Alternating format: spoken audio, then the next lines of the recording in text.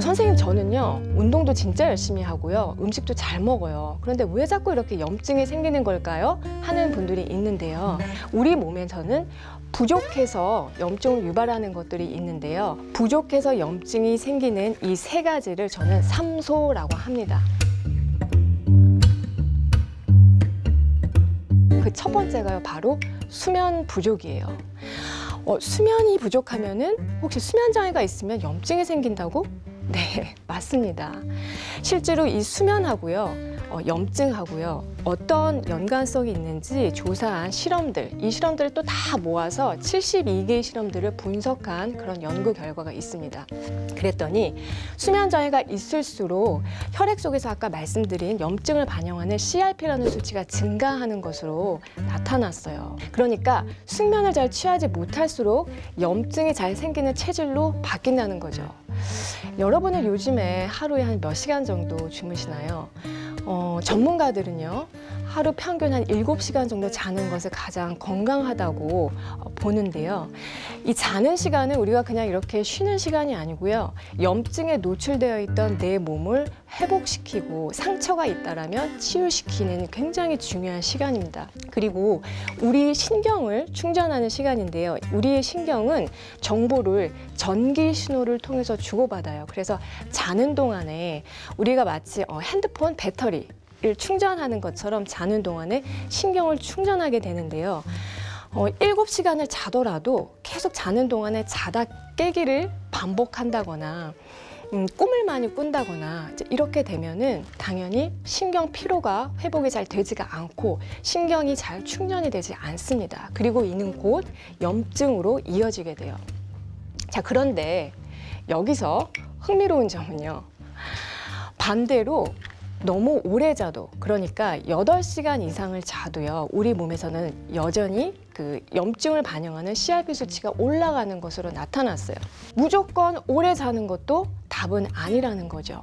적절한 수면 시간을 지켜주는 것이 중요한데요. 예를 들어서 계속 수면 부족에 시달리다가 주말에 한꺼번에 몰아서 잔다든지 이런 것도 꼭 바람직하지는 않겠습니다. 그래서 매일매일 충분한 수면 시간을 가져주는 것이 중요한데요. 건강한 수면을 위해서는 건강한 신체의 리듬이 굉장히 중요해요. 왜냐하면 수면은 습관이기 때문입니다. 그래서 제일 중요한 것이요, 여러분, 밤에 늦은 시간까지 야식을 먹거나 TV 시청을 하거나 이런 것들은 사실 수면에 굉장히 방해가 되겠죠. 그래서 정해진 시간에 잠자리에 드는 것이 좋고요.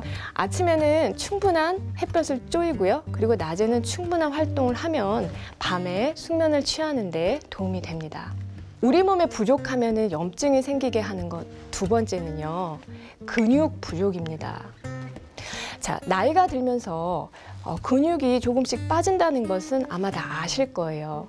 40대 이후부터 평균 1년에 한 1%씩 근육이 줄어들기 시작하는데, 그러니까 운동을 하지 않고 그냥 가만히 있으면 근육이 저절로 빠지는 거죠. 그래서 80대가 되면은 내 인생 최대 근육량의 절반 정도만 남게 됩니다. 내 몸에서 근육이 빠진다는 결정적인 증거를 어디서 찾을 수가 있을까요? 네, 팔다리가 가늘어집니다. 그리고 특히 허벅지가 가늘어집니다. 그래서 어떤 분들은 살이 빠졌다고 좋아하시는 분들이 있는데 기뻐할 일이 아니라요. 이것이 혹시 근육이 빠지는 것은 아닌지 경각심을 가질 필요가 있습니다.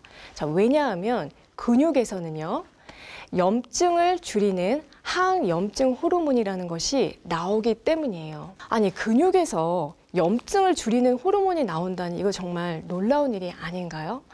운동을 해서, 근력 운동을 해서 근육을 우리가 자극을 하면은요, 이 근육에서 염증을 조절하는 마이오카인이라는 호르몬이 나오게 되는데요. 이것을 항염증 호르몬이라고 하고, 이 항염증 호르몬이 간과 췌장의 염증, 이런 내장기관의 염증을 조절하고, 또 이 뇌신경의 염증, 심지어는 이런 피부의 염증까지도 조절하는 역할을 합니다. 그래서 평소에 꾸준한 운동을 마치 밥을 먹는 것처럼 그렇게 꾸준히 운동을 하는 것은 우리가 염증을 없애기 위해서 자가 호르몬 요법을 하는 것이나 다름이 없어요. 특히 50세 이후부터는 근육량이 급격하게 빠지면서 절대적으로 근육량이 부족한 근감소증으로도 진행하기가 쉽기 때문에 정말 매일 꾸준히 운동을 하셔야 하고요. 작년보다 팔다리가 내가 가늘어졌다. 그리고 근육이 줄어드는 또 다른 사인으로는 작년보다 내가 추위를 더 많이 탄다. 그리고 당뇨 환자분이시라면 내가 식사도 똑같이 하고 하는데 작년보다 혈당 조절이 안 된다. 이런 분들은 다 근육이 빠져나가면서 생기는 증상일 수 있기 때문에 관리가 필요합니다. 자, 그런데요, 여러분, 오해는 하지 마시고요. 보디빌더처럼 근육을 키우라는 말씀은 절대 아닙니다. 그냥 근육의 탄력을 유지할 수 있도록만 그렇게 운동을 해주시면 돼요. 왜냐하면 너무 근육을 키우는 것에만 급급을 하면 우리 몸의 혈액들이 다 근육으로만 가버리고 내장 근육으로 영양을 공급하는 것들이 줄어들기 때문에 오히려 이 내장의 노화를 촉진할 수가 있습니다. 그래서 모든 게 적절한 게 좋다는 거 알고 계시죠? 염증을 쌓이게 하는 3소 중에서 어찌 보면은 가장 부족하기 쉽고 또 가장 중요한 것이 바로 영양 부족입니다. 아니, 요즘같이 잘 먹는 시대에 그리고 영양제도 너무 많이 먹고 있는데 영양 부족이라뇨. 이게 굉장히 참 아이러니한데요. 여기서 말하는 영양이라고 하는 것은 우리 장 속에 살고 있는 장내 미생물들을 위한 그런 영양을 말해요. 런던의 킹스 칼리지 학교의 팀 스펙터라는 교수님이요, 아주 흥미로운 실험을 하게 됩니다. 사람에게 10일 동안 아무것도 먹지 않고 오로지 햄버거만 먹게 한 거예요. 그러면서 매일 대변을 채취해서 장내 미생물이 어떻게 변화하는지를 살펴봤습니다. 여러분, 그림에서 보시는 것처럼 햄버거는 빵이 있고요. 그 안에 아주 두툼한 패티, 고기가 있고요. 베이컨도 있고 치즈도 있고 그리고 저기 지금 그림에는 상추 한 장이 있고요. 그리고 이제 토마토가 약간 들어 있습니다.